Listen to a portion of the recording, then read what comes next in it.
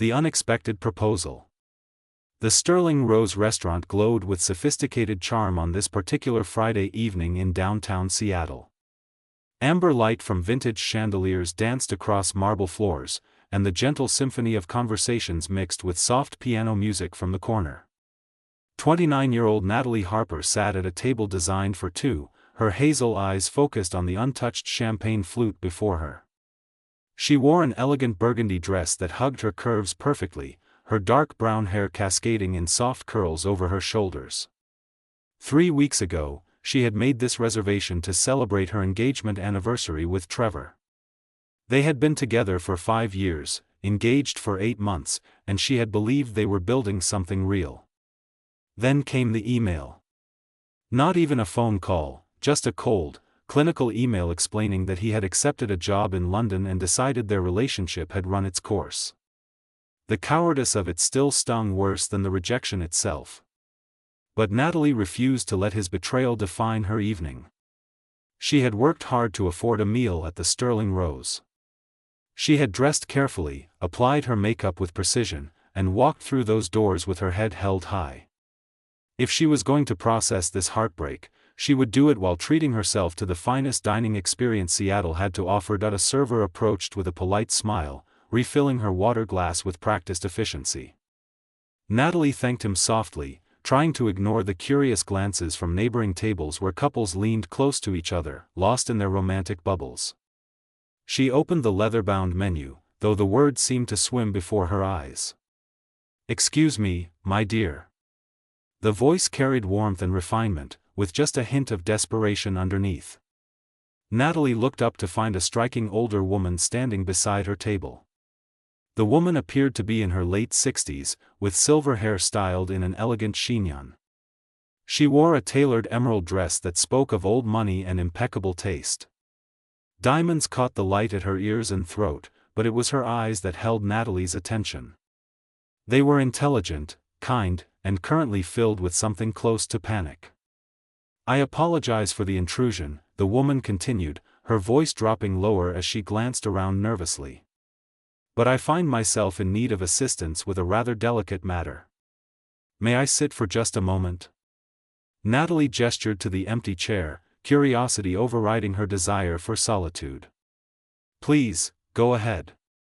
The woman settled gracefully into the seat, her posture impeccable despite the anxiety radiating from her. "My name is Victoria Ashford. Do you see that man at the table near the fireplace? The one in the charcoal suit?" Natalie followed her gaze across the restaurant. A man in his mid-30s sat with rigid posture, his dark hair perfectly styled. Enough to cut glass.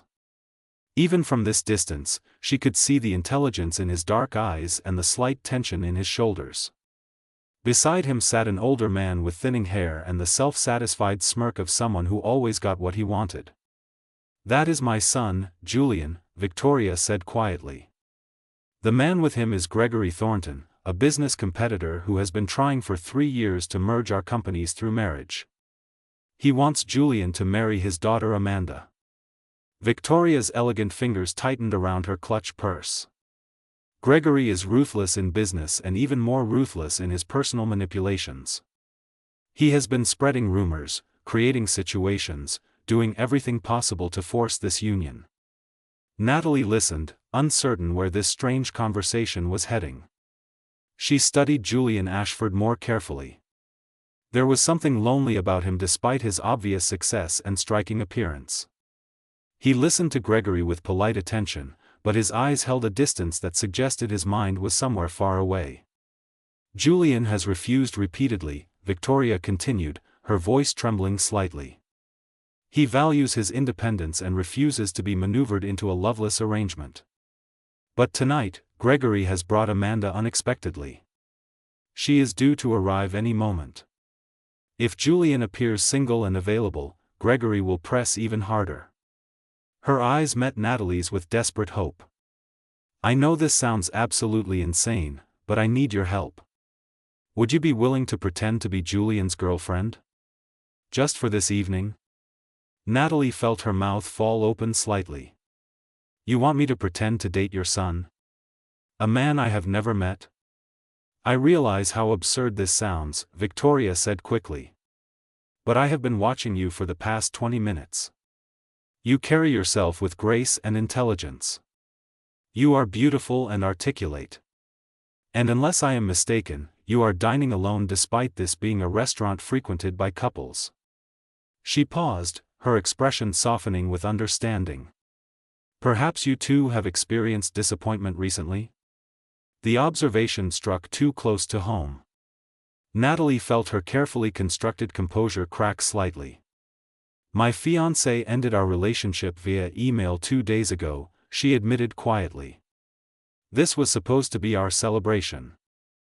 Victoria reached across the table, gently covering Natalie's hand with her own. Then perhaps we can help each other through difficult evenings. You provide me with relief from Gregory scheming, and I provide you with an evening that reminds you of your own worth. She squeezed Natalie's hand gently. I will compensate you generously for your time. $10,000 for a few hours of your evening. Natalie's breath caught. $10,000 would cover 3 months of rent and give her the financial cushion she desperately needed after Trevor had withdrawn his half of their shared expenses. But more than the money, something about Victoria's genuine desperation and the challenge of this bizarre scenario appealed to her. After weeks of feeling powerless and abandoned, here was an opportunity to help someone while proving to herself that she could still improvise and adapt. What exactly would this involve? Natalie asked carefully. Simply sit at our table, Victoria explained. Hold Julian's hand occasionally. Laugh at his stories. Act as though you are a couple who have been together for several months. Long enough to be serious but not so long that Gregory would question why he has never heard of you. She pulled a business card from her purse. This has my personal number. If you agree, I will go explain the situation to Julian right now. He will understand the necessity. Natalie looked at the empty champagne flute, the carefully prepared makeup, the dress she had worn to prove something to a man who had not even cared enough to break up with her properly. Then she looked at Victoria's hopeful expression and made a decision that surprised her. All right, she said firmly. I will do it. The performance begins. Victoria's relief was palpable. She squeezed Natalie's hand once more before rising gracefully. Wait here. I will return in just a moment with Julian. And truly, thank you. You may be saving my son from years of misery. Natalie watched as Victoria glided across the restaurant with practiced elegance. She approached Julian's table and leaned down to whisper in his ear.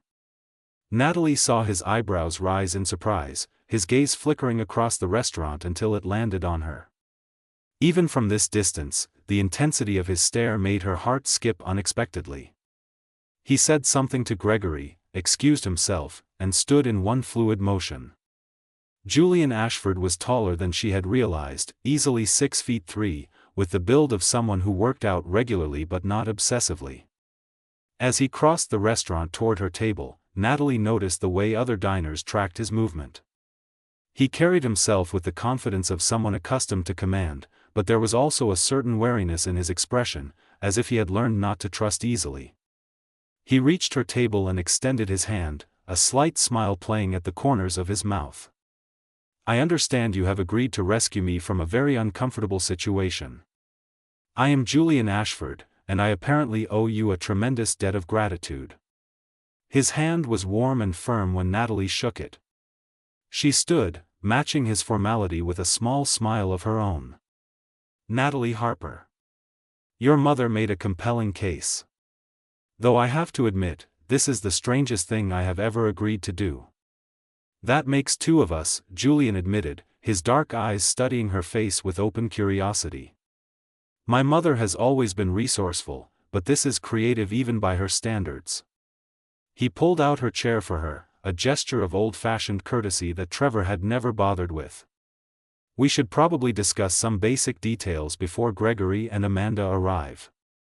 How long have we been dating? Natalie settled back into her seat, her mind already working through the logistics. 4 months, she suggested. Long enough to be serious but recent enough that it is believable your mother has not mentioned me to business associates. Perfect. Julian sat across from her, and she noticed the way his shoulders relaxed slightly now that he was away from Gregory's table. How did we meet? I was marketing consultant hired for one of your tech projects, Natalie improvised, drawing on her actual career. We kept things professional at first, but the chemistry was undeniable. Very cliché, but clichés exist for a reason. A genuine smile crossed Julian's face, transforming his serious expression into something warmer and more approachable. You are good at this. Have you done undercover work before? Just navigating corporate politics and dealing with difficult clients, Natalie replied. Though I have to say, fake dating a CEO to ward off a pushy business rival is a new experience even for me. Before Julian could respond, Victoria reappeared at their table, her expression urgent. They have arrived. Amanda and Gregory are being seated now. I told them I was just welcoming Julian's girlfriend. She looked between Natalie and Julian with maternal approval. You two look quite natural together already. Just remember, you are happy and clearly committed to each other. Julian reached across the table and took Natalie's hand. His palm was warm against hers, his long fingers intertwining with her own in a gesture that felt surprisingly intimate despite being completely staged. Ready for this? He asked quietly. As ready as I will ever be, Natalie murmured back. They stood together, and Julian placed his hand at the small of her back as they followed Victoria across the restaurant. The touch sent an unexpected warmth through Natalie's body. She reminded herself this was purely performance, but something about Julian's presence beside her felt more comfortable than it should have for two strangers engaged in an elaborate deception. Gregory Thornton looked up as they approached, his calculating gaze immediately fixing on Natalie. Beside him sat a woman in her late 20s with perfectly styled blonde hair and a designer dress that probably cost more than Natalie's car. Amanda Thornton had the kind of beauty that came from expensive treatments and personal trainers, but her blue eyes held a coldness that no amount of cosmetic enhancement could warm. Gregory, Julian said smoothly, his hand still resting protectively at Natalie's back. I would like you to meet Natalie Harper. Natalie, this is Gregory Thornton and his daughter Amanda. Natalie extended her hand with a confident smile. Lovely to meet you both. Julian has mentioned your business relationship. Gregory's handshake was firm to the point of being aggressive. Harper, you said? What do you do, Miss Harper? I am a marketing consultant, Natalie replied easily. I specialize in digital strategy for tech companies. That is actually how Julian and I met. I was consulting on one of his product launches. How convenient, Amanda said, her tone suggesting anything but pleasure at the news. Her eyes traveled over Natalie with barely concealed hostility. Julian, you never mentioned you were seeing anyone. It has been relatively recent, Julian said, pulling Natalie closer against his side. But serious enough that I wanted to introduce Natalie to my mother. His voice carried warmth that sounded remarkably genuine. She has been incredibly understanding about my demanding schedule. The dinner that followed was a masterclass in social warfare disguised as polite conversation. Gregory probed with questions designed to trip them up, but Natalie found herself falling into an easy rhythm with Julian. They shared glances, finished each other's sentences occasionally, and created the illusion of a couple who had grown comfortable with each other's patterns. What surprised Natalie most was how much she genuinely enjoyed Julian's company. He was witty without being cruel, intelligent without being condescending, and he had a self-deprecating sense of humor that made her laugh more than once. When he told a story about a disastrous presentation early in his career, his eyes crinkled at the corners in a way that made her heart do an unexpected flip. As the evening progressed, Natalie found herself forgetting this was supposed to be an act. When Julian's hand found hers under the table, she did not pull away. When he leaned close to whisper a comment about Gregory's obvious discomfort, she felt her breath catch at his nearness. And when Amanda made a particularly cutting remark about Natalie's dress not being designer, Julian's immediate and fierce defense of her felt genuinely protective rather than performative. By the time dessert arrived, Gregory and Amanda were clearly frustrated. Their attempts to find cracks in the relationship facade had failed repeatedly. Victoria watched from a nearby table with barely concealed satisfaction. Finally, Gregory stood abruptly. "I think we should be going. Amanda has an early morning tomorrow." He looked at Julian with barely masked irritation. "We will discuss the merger proposal next week." "I look forward to it," Julian replied with perfect politeness, though his tone made it clear the answer would remain unchanged. After they left, Victoria joined them at the table, her relief evident. "That was magnificent," she said warmly. "You two were so convincing I almost believed it myself." Natalie felt a strange disappointment settle in her chest. Of course it had been convincing. They had both been acting. She started to pull her hand away from Julian's, but his fingers tightened gently around hers. "Natalie," Julian said quietly, his dark eyes serious as they met hers. "I know this started as a favor to my mother, but I have to be honest. I have not enjoyed an evening this much in years. The way you think, your sense of humor, even the way you called out my tendency to over-explain technical details." He paused, seeming to gather courage. "Would you consider making this arrangement slightly less fake? Perhaps dinner next Friday, just the two of us, no performance required?" Natalie's heart raced as she processed his words. She had come to this restaurant expecting to nurse her wounds alone and had instead found herself in the middle of an elaborate charade.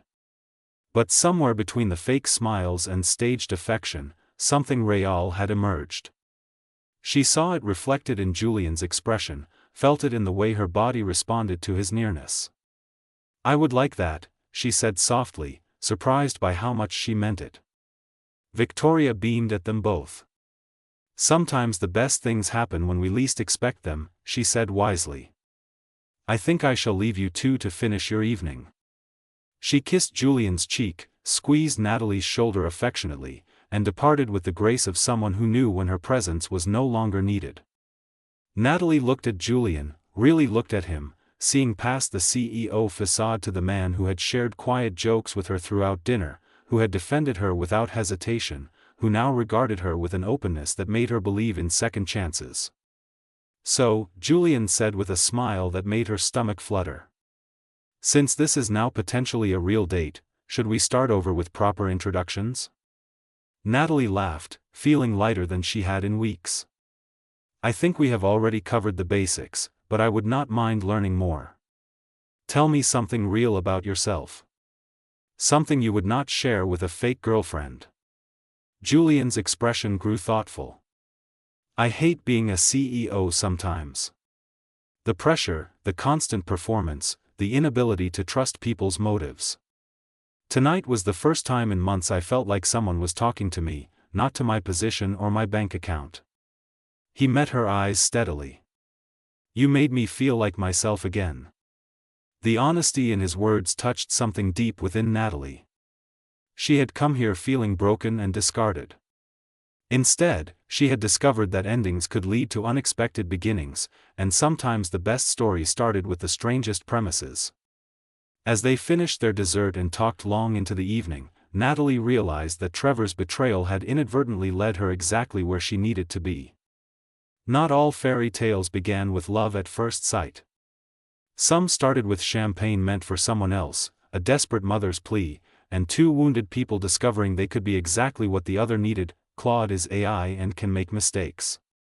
Please double-check responses.